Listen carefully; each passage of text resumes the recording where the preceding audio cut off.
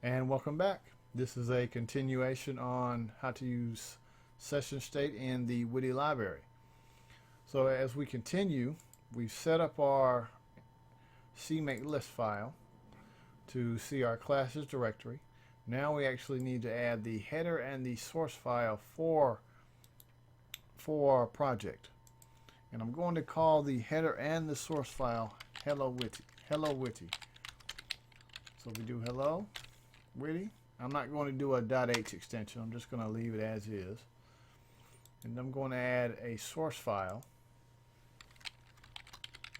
same name, .cpp. And there's your source file. And as you can see, now you can understand why I didn't want to just put it in the sources directory. I kind of like to keep everything as clean as possible. So I don't want my source and my header files as one big long list. I just want them to be structured. So as you can see, now we have our header and our source file. It's empty right now. And we're going to have to even make changes to this source file, but we will get to that. So the next thing I want to do, I'm going to do some copy and pasting here.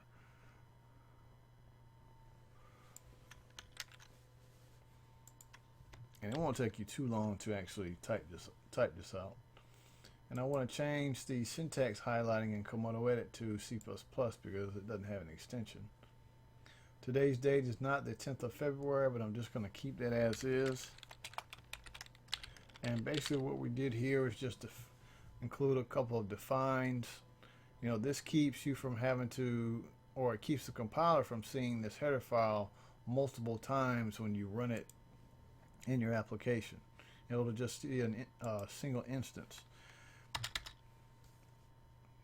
And then basically what we need to do now is we need to actually include the header files that we need for our application. Since we're going to inherit from the Widget application class, we need to include that in our application. We haven't had to really fool with that up until now, but now in order to use sessions and include variables in the session state, we need to either inherit from the Widget application class, which is what we're going to do in this instance, or a Widget widget. So let's go ahead and add our Widget application. There's our header file. And we also need to access the Widget container widget. Because remember, every Widget application has a root object. And we can add widgets to the widget hierarchy. So you need that. Then the next thing we're going to do is actually define our class that we're going to inherit. That's going to inherit from our Widget application. So we give it public access, and we're going to inherit from the Widget application. And as you can see, there's our public access, and here's our private. And I'm just going to call this variables. You don't have to do this. Slots. And then in order for this to be compliant with the Widget application, notice when we've been creating our Widget application so far, we've had to pass in a Widget environment variable. So the constructor has to be the same way. So let's go ahead and create the constructor. And it's basically the same thing, environment.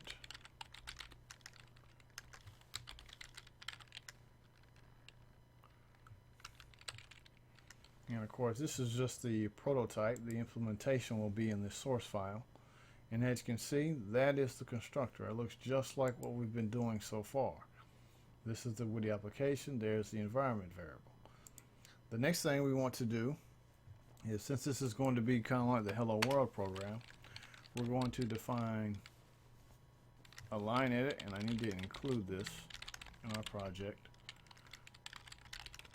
This is just like the Hello World program, and a Widget text, which we have talked about extensively.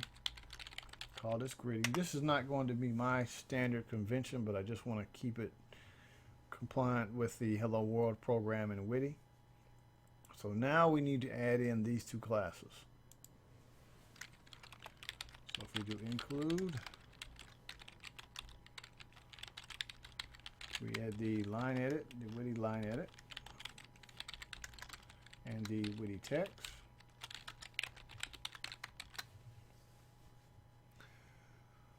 Okay, there are our variables, and I want to add another variable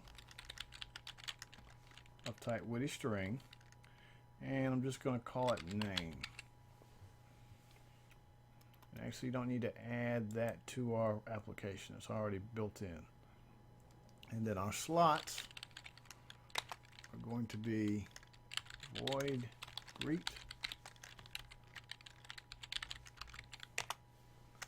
And that's basically the header file. Now in the source file, it's going to be about the same thing. I do a copy and paste. I just like to add comments to my projects on the top of the file.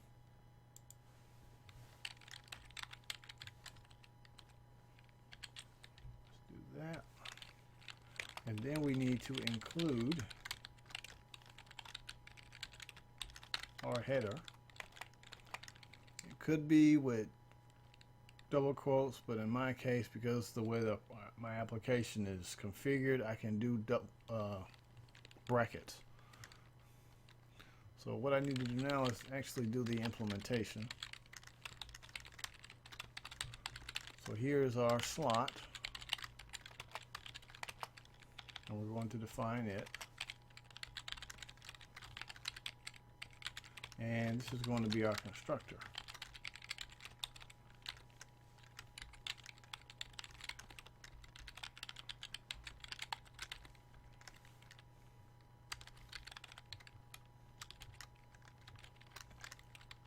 And we're going to actually get the constructor from our Widget application. It inherits from that class. So this part is already taken care of for us, passing in our Widget environment variable. And now we're just going to cut. We're basically doing what has already been done in the Hello World program.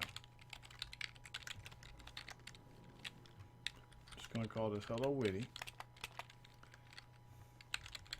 And notice, if you look at this, Instead of us doing app.root, now we're going to do just root, because this is a Widget application. We have inherited from it, so it inherits everything that the Widget application has, so we have access to root now. So now we can do root, add widget.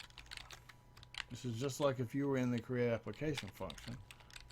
I'm going to create a Widget text.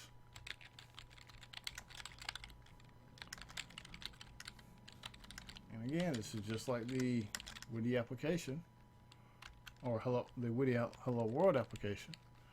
Now we're going to define our name edit.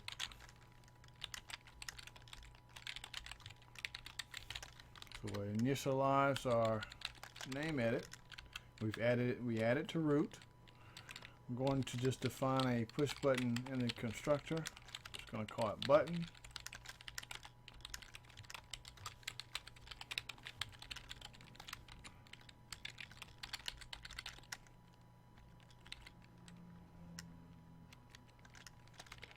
Going to add it to root as well. Going to add another widget to root.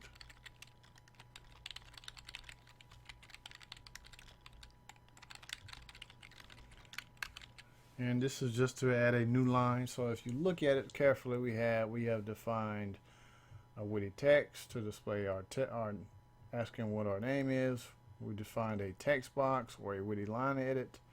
Then after that, we've defined a button, and then now we're going to define a break tag, an HTML break tag with the Widget break class, and we've also added that to root. Okay, now we're going to define greeting. New Widget text, and of course we add it to root, and then we're going to define the clicked signal for our button, and this should be familiar. Now the tutorials we've been using so far have not had to add this extra parameter, but we're going to add this to this class. That's basically what that is saying. We're adding this to this class. And then we're going to get a reference to the greet function. So when this is clicked, it's going to call this function. And I'll explain what that syntax later on right here. We have not had to deal with this right now, but just know it's being added to this class, and we're getting access to a reference to this function that, or slot, that is going to get called. And basically all we're going to do with here is set the text value of our Widget text widget called greeting. Set text. Basically we're saying hello there. And then add a space, and then we're going to get the value from our name edit, which is just text. And that is basically the hello world program. Now we're going to make changes to this. Instead of it just being getting access to this value, what I want to do is make changes to this.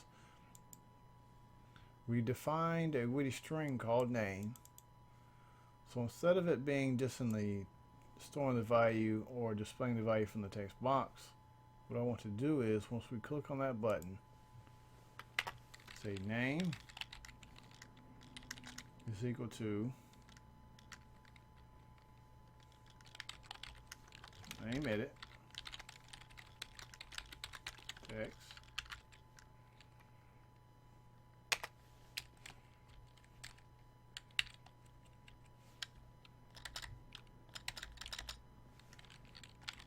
name. So now we're actually saying, okay, take the value that is in that variable or in our text box and transfer it to our Widget text value, and then just add it to our greeting and display it on the page. I know this is a real simple example, but I'll show you a better example of how you can actually store values in variables and how they're kept in session state. I'm going to use like addition, subtraction, and you'll see what I'm talking about. But as you can see, we've defined our variable. We store the information from our text value. It keeps that value, and it just displays that value onto the page. So let's go ahead and run CMake.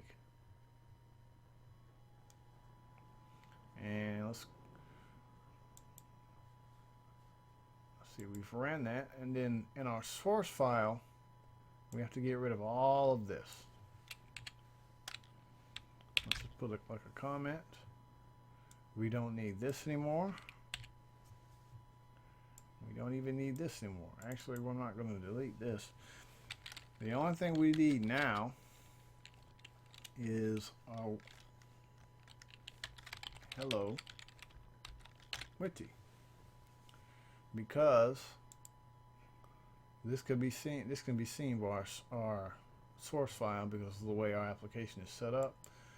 We don't need all that other stuff anymore, because guess what? Everything has already been defined in our application. We inherited from that class, defined our variables, and now we can just go ahead and just we can create an instance of our specialized Widget application.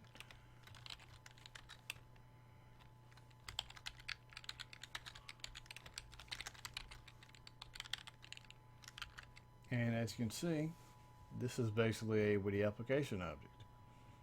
Pass in our environment variable, and then if we just save this, and let's cross our fingers.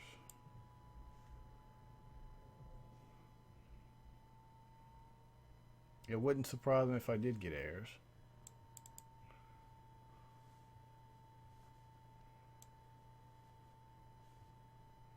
Let's see, what we got? 18.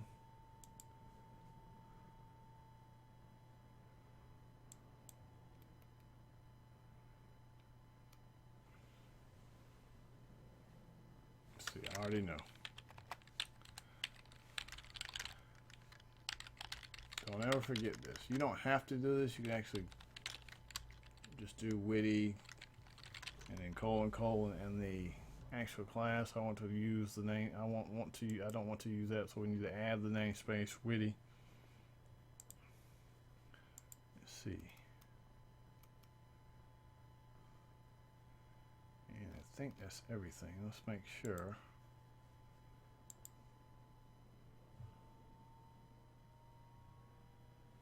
Okay. Let's see what other errors we have.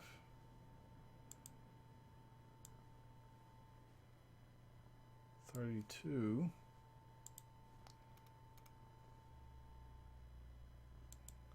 Okay, we need to put a colon at the end. Semicolon at the end.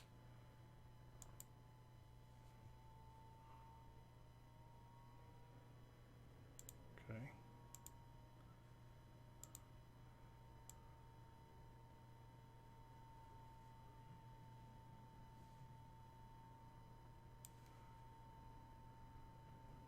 Oh, I've made, let's see. Guess that's what happens when you actually make mistakes. Let's try it again. And I don't mind if I make mistakes. I know a lot of people like Visual Studio and they can, the compiler does it for them, but I don't mind if I make mistakes. Do the push button. Make sure. Okay. Now I need to add a push button to my application.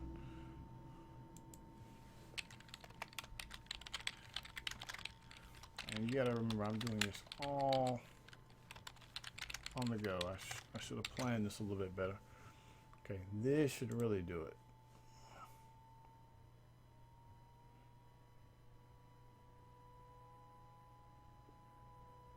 It's looking good so far. Here we go, there's our executable. All our errors are taken care of. We have some warnings though. C9. Let me double check.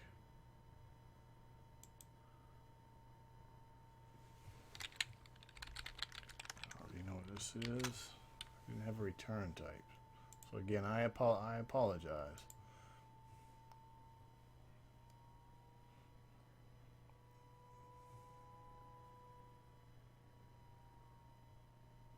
See what we have. This should, let's see, let's get out of here. There we go, 100%. So now that we have that, and I'm not going to edit this video. People need to see that people make mistakes. So if we go ahead and run this, on Windows, it's going to prompt me to add this to the firewall. I'm going to say allow access.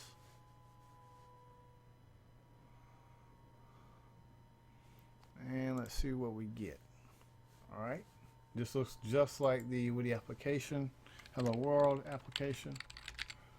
Put in our name, and there's my name on the screen. Of course, this isn't a very good example, but if you look at this, like I said, we defined our name variable. Here's our Witty string. You can define a variable, and that'll stay alive for as long as the application is running. That is being stored in session. And then what you're doing is you're defining, and this is what we've been doing all along in some of our tutorials. You go ahead and take the name variable, and you give it a value of what has been put in our text box, and then you just display it onto the browser screen. In the next tutorial, it's going to be a little bit shorter than this, but, well, it might not be. I'm going to show you how you can use numbers and how those are being stored in our application and how we can use it multiple times. And as you can see, like I said, as long as the application is running, that variable holds that value. So session state in Witty is really not that complicated. I mean, it took a long time for the tutorial, but this just shows you, if you inherit from the Witty application class or even a widget, and we'll see examples of that down the road, any variables that you define and you want to store values in them, you can store values in them. They'll be stored in for as long as your session is alive and as long as the application is up and running. So if we wanted to increment a value, which like I said, you'll see in our next example, that value is being kept alive as long as the application is alive, and that is how Widget implements session. So I'll see you in the next tutorial, and we'll see another example of how session works. Have a good day. Bye bye.